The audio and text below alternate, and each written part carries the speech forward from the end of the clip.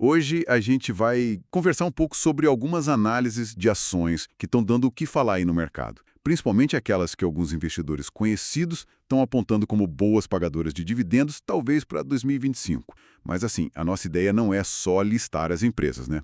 A gente quer entender um pouco a lógica por trás, os riscos que sempre existem e como é que diferentes jeitos de investir podem funcionar.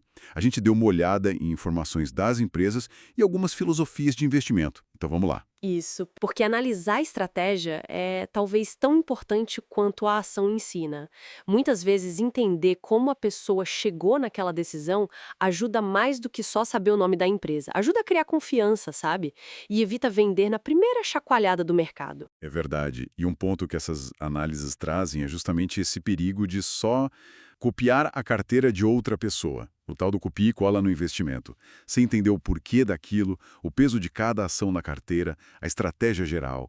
A pessoa acaba, sei lá, vendendo num lucro pequeno ou comprando mais quando cai muito, mas sem saber direito por quê, né? Sem convicção. Isso, transmissão de energia e saneamento. Setores perenes, a TAE 11 e Copasa, CSMG 3. As duas são de setores que o pessoal considera mais defensivos, né? No caso da Taesa, o que se destaca é a constância dela em gerar caixa e pagar dividendos. Parece que reportou uns 188 milhões de lucro agora no primeiro tri e tem um plano aí de pagar juros sobre capital próprio em agosto de 2025. A Copasa também é vista como resiliente, teve um lucro bom, 428 milhões no primeiro trimestre de 2025 e o desempenho recente foi positivo. A aposta parece ser nessa estabilidade, né? Interessante essa linha dos setores defensivos. E seguindo essa lógica, surgem também Banco do Brasil, BBAS3 e BB Seguridade, BBSE3. O Banco do Brasil sempre aparece por causa da solidez, né, e o histórico de dividendos, mesmo com os desafios que o agro enfrenta às vezes. Uhum. E a BB Seguridade, que é do ramo de seguros, chama atenção pelos lucros altos. Foi quase 2 bilhões no primeiro trimestre. E ainda aprovaram uma distribuição de dividendos grande, 3,7 bilhões do primeiro semestre. Isso deu um rendimento na casa dos 11,5% mais ou menos, na época do anúncio. O que leva a gente a pensar nas métricas, né? Como avaliar isso? Sim, com certeza. E uma métrica que sempre aparece nessas discussões é o preço sobre valor patrimonial, o PVP. Para o Banco do Brasil, por exemplo, as informações que vimos indicam um PVP perto de 0,7. Em teoria, né, abaixo de 1 pode ser um sinal de que a ação está barata, negociando abaixo do valor contábil. Mas tem que ter cuidado com isso, né? Não é só porque está abaixo que é um bom negócio. De jeito nenhum. Quer dizer, pode ser uma oportunidade, claro, mas um PVB baixo também pode indicar que o mercado está vendo algum problema na empresa, alguma dificuldade estrutural, ou simplesmente não está muito otimista com o futuro dela. Tem até estudos que mostram que, historicamente, comprar um grupo diversificado de ações com PVP baixo deu bom retorno. Mas o risco de uma empresa específica ir mal continua lá, né? Olhar só uma métrica é complicado. Faz todo sentido. E por falar em risco, essas análises acabam lembrando a gente que até os investidores mais cascudos erram, né? A gente já viu casos como o IRB, Oi, que já foram comentados em análises passadas aí, envolvendo nomes grandes do mercado. Mostra que não tem garantia de nada. Gestão de risco é fundamental. Perfeito. E isso conecta com aquela velha discussão concentrar carteira ou diversificar.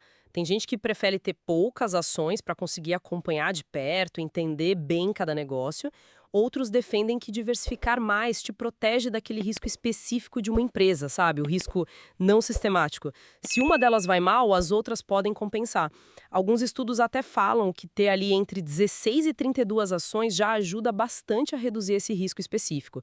E claro, tem a diversificação entre classes de ativos também. Olha a Telefônica Brasil, Vive T3. Outra que foi mencionada, com lucro forte, mais de 1 bilhão, ela pode passar em vários filtros de análise fundamentalista, mas Mas talvez não brilhe tanto se a gente olhar por outro ângulo. E aí fica legal comparar, né? Pegar essa visão mais de análise da empresa, da história, e comparar com estratégias que são mais matemáticas, quantitativas. e aplicar isso num monte de ações ao mesmo tempo. E numa dessas análises que comparam as coisas, o Banco do Brasil e a BB Seguridade se encaixavam bem nos critérios quantitativos. Mas outras, tipo a própria Telefônica, mesmo com números bons, podiam ficar mais para baixo no ranking desses modelos ou nem entrar. Mostra bem essa tensão, né? Confiar na análise mais qualitativa ou nos padrões que os números mostram. Então, tentando juntar tudo isso, qual seria a lição, talvez? Será que o ponto é cada um encontrar seu próprio jeito de equilibrar as coisas? Misturar a análise dos fundamentos da empresa, o que o mercado está falando, e quem sabe usar um pouco dessas abordagens mais sistemáticas, mas sempre de olho no controle de risco. Acho que é por aí, uma ótima reflexão. Não tem uma receita de bolo única, né? O importante é achar o balanço que faz sentido para os seus objetivos e para quanto risco você topa correr. Fica aí a pergunta para o pessoal que está acompanhando. Como é que vocês equilibram a intuição, a análise mais detalhada, com a disciplina dos modelos ou regras na hora de investir? Deixa um comentário aqui embaixo contando para a gente, ou então sugere um tema para uma próxima conversa. Ah, e não esquece de curtir o vídeo, se inscrever no canal e ativar o sininho.